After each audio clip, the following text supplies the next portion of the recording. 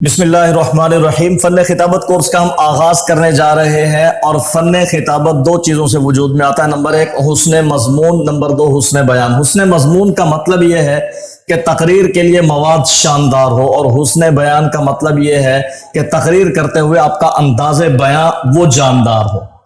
تو فن خطابت میں سب سے پہلے ہم جس صنف کو لیں گے وہ ہے جلسے اور جمعے کی تقریر۔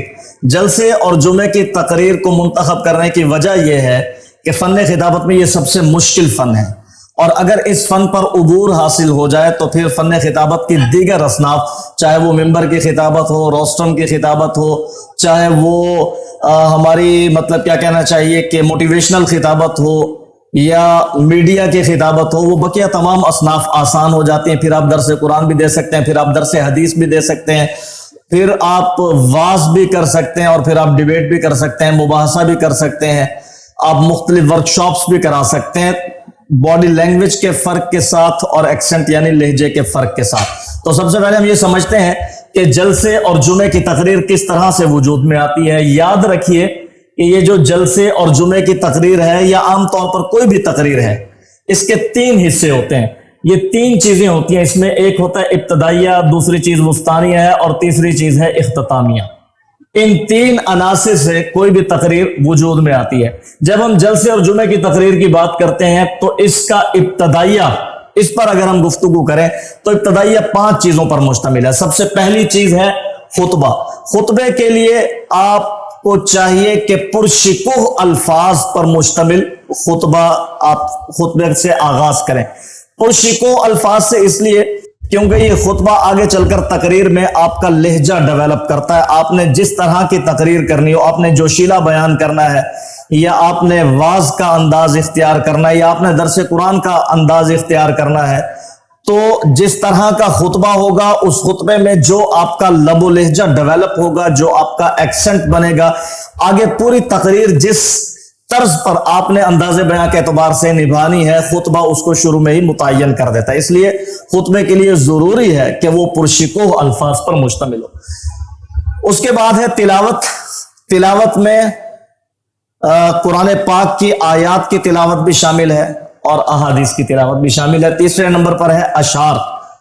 خطبہ، تلاوت اور اشعار۔ اشعار کے لیے ضروری ہے کہ گھسے پٹے اشعار نہ ہوں، ایسے اشعار نہ ہو کہ ایک مصرع آپ سٹیج سے پڑھیں تو دوسرا مصرع سامعین مجمع میں سے پڑھ رہے ہوں، تو اس طرح کے اشعار اپنا تاثر قائم نہیں کرتے۔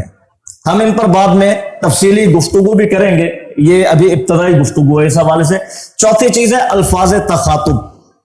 فن خطابت میں جب آپ جلسے اور جمعے کی تقریر کریں اور آپ یہ چاہتے ہیں کہ آپ ایک مؤثر تقریر کریں جو لوگوں کے دلوں پر اثر کرے، اس کا ایک امپیکٹ ہو مجمع پر، اور لوگ اس سے اپنا ایک ذہن بنائیں، عمل پر آمادہ ہوں، تو اس کے لیے ضروری ہے کہ جو الفاظ تخاطب آپ استعمال کر رہے ہیں وہ بھی غیر روایتی ہوں۔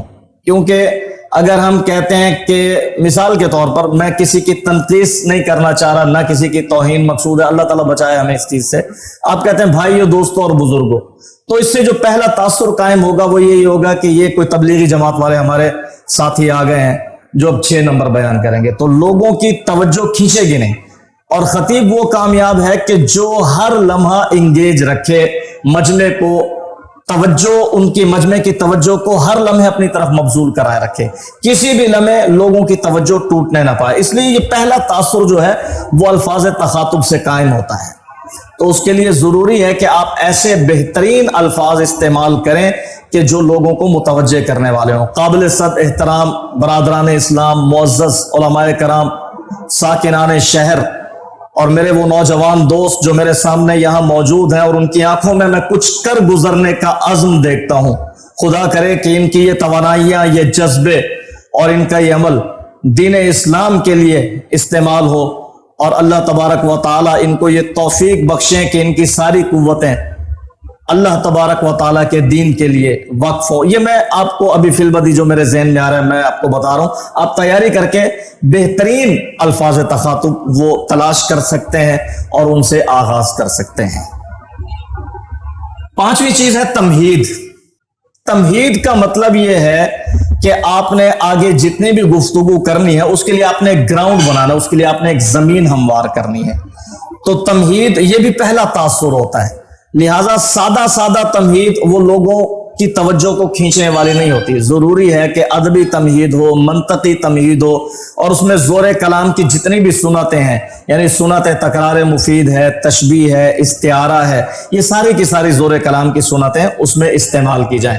تو یہ 5 عناصر ہیں ابتدائیے کے. اگر ہم ان کو بہترین طریقے سے تیار کر لیں اور پھر لوگوں کے سامنے بہترین انداز میں ان کو پیش کریں, تو کوئی وجہ نہیں ہے کہ ممبر سے, محراب سے, مدرسے کے پلیٹ فارم سے, مسجد کے پلیٹ فارم سے جب صدا لگائی جائے تو لوگ اس کو توجہ سے نہ سنیں.